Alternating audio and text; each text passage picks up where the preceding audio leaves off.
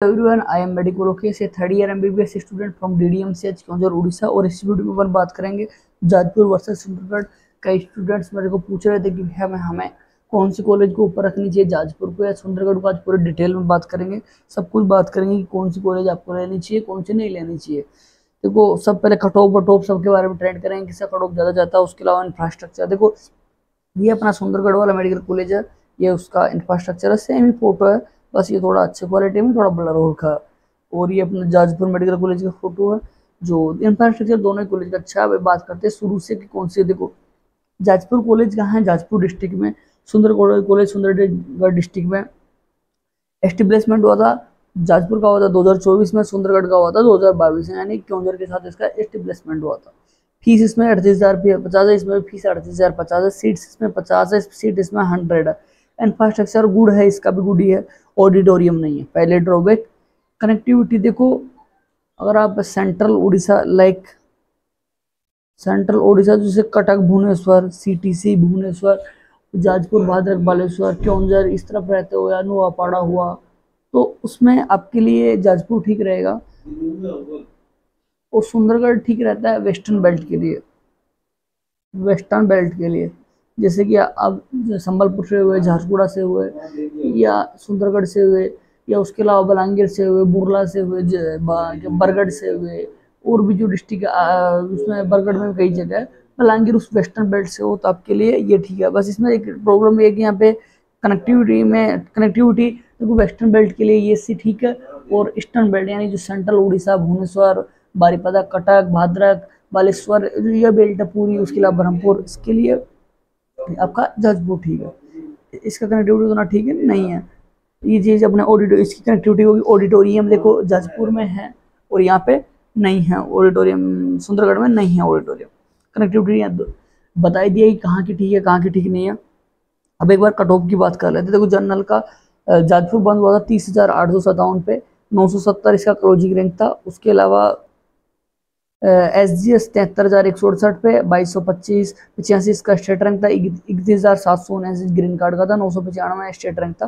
35,811 आपका एक सर्विसमैन कोटे वाला था। 1133 इसका क्लोजिंग रैंक था, स्टेट रैंक वाला। ठीक है, ये इधर ये मैं ऑल इंडिया रैंक रखा है, स्टेट रैंक रखा। आपकी कट ऑफ को स्टेट रैंक डिसाइड करता है, ऑल इंडिया का उतना फैक्टर पड़ता नहीं, बट दिखाना पड़ता है।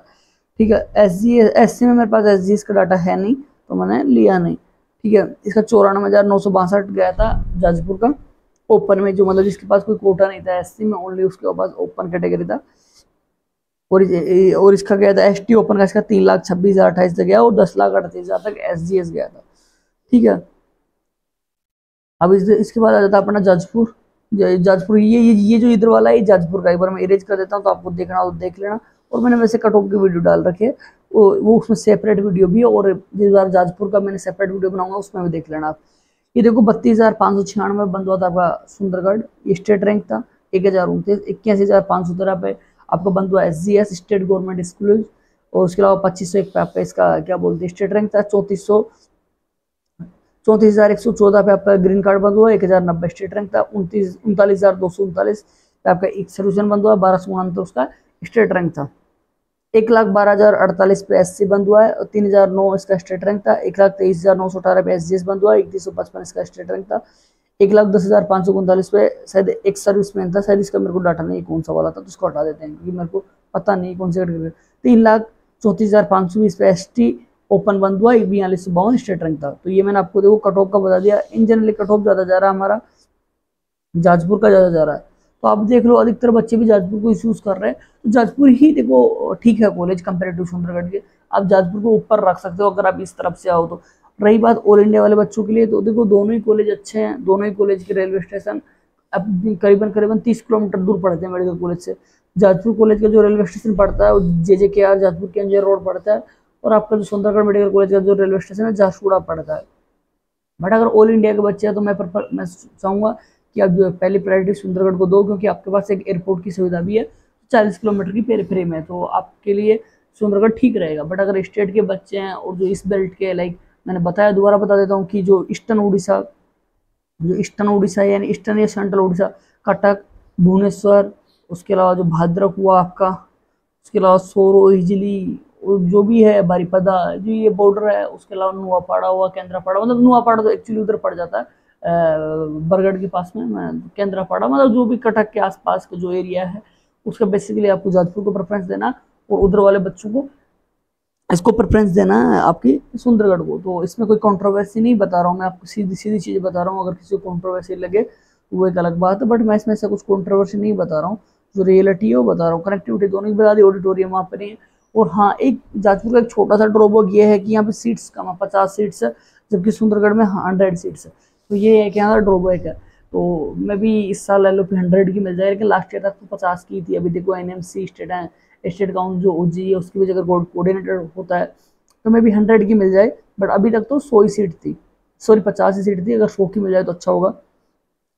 कॉलेज का इंफ्रास्ट्रक्चर अच्छा है, कनेक्टिविटी सब ठीक है, तो मैंने बता दिया सब कुछ। और किसी का आपको कुछ करियर रिगार्डिंग जैसे कि जिसका सिलेक्शन नहीं हुआ तो आपको हताश होने की जरूरत नहीं है, दोबारा प्रिपेयर करो, आपका सिलेक्शन हो जाएगा। ऐसा नहीं है कि आपका सिलेक्शन नहीं होगा। क्या आपने गलतियां की है इस साल उसको नोटिस करो, क्योंकि पहली बात तो इस बार का जो एक तो पेपर क्या टफ आया था, वो बहुत ही टफ आया। आप भी देख रहे होंगे कि रैंक कितना डाउन हो गया, कितना cut off down. Last year cut off गया था 650, इस बार गया फर्स्ट राउंड का 530 आसपास ऑल इंडिया का। तो आप देख रहे हो कि 125 25 115 15 नंबर कट ऑफ डाउन हो रहा है।